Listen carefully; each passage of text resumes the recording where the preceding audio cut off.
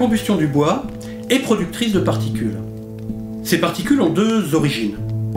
Tout d'abord, les poussières non combustibles, qu'on appelle cendres volantes, qui sont des cendres volatiles et qui vont se reconstituer à la sortie de l'équipement. Et puis, les poussières combustibles non consommées. Ces poussières combustibles, les plus communes, proviennent d'une combustion de mauvaise qualité.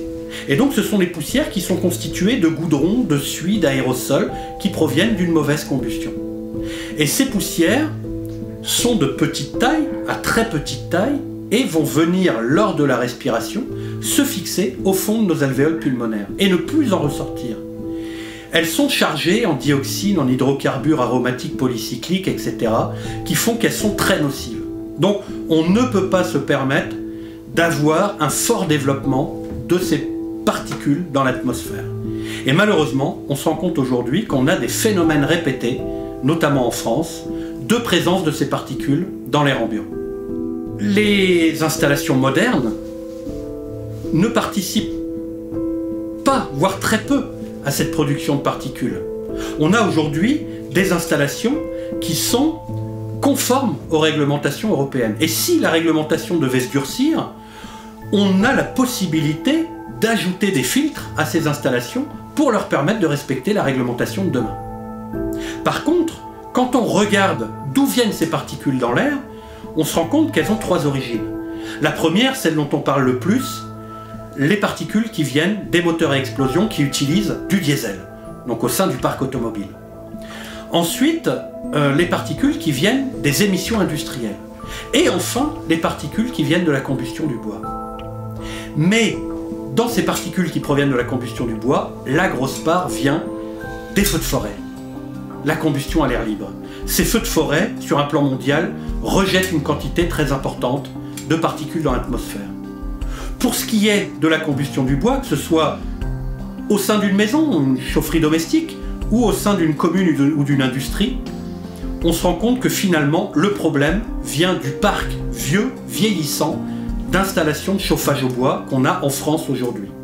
Même si l'on a plusieurs centaines de milliers de nouvelles installations chaque année en France, performantes, la plus grande part d'installations bois-énergie en France aujourd'hui est vieille et peut produire une part importante de particules.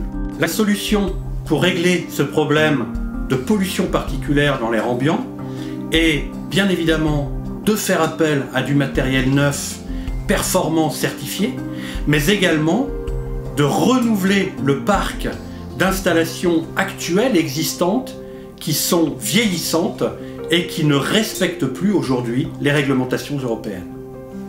Attention, ces conditions ne peuvent être réunies qu'à partir du moment où on fait appel aux bons acteurs.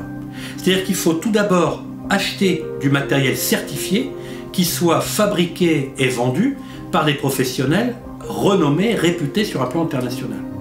Ensuite, il faut que le combustible acheté soit normalisé et corresponde parfaitement aux prescriptions de l'installation. Ensuite, il faut que ce matériel soit posé par un installateur qualifié. Et enfin, il faut que toutes les règles de base, les règles de l'art de maintenance soient respectées. En respectant toutes ces conditions-là, on garantit et des performances optimales en termes de rendement et de pollution, et également une durée de vie de l'installation la plus longue possible.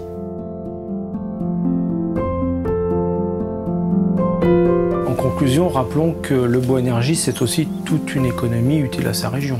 En choisissant une chaudière performante, en achetant son combustible localement, on choisit bien sûr un combustible écologique et renouvelable, on fait des économies financières, on favorise l'indépendance énergétique, on réduit le gaspillage de biomasse autour de chez soi, on finance l'entretien de son propre paysage, on conforte l'emploi autour de chez soi. En fait, on redevient acteur de son environnement naturel et humain.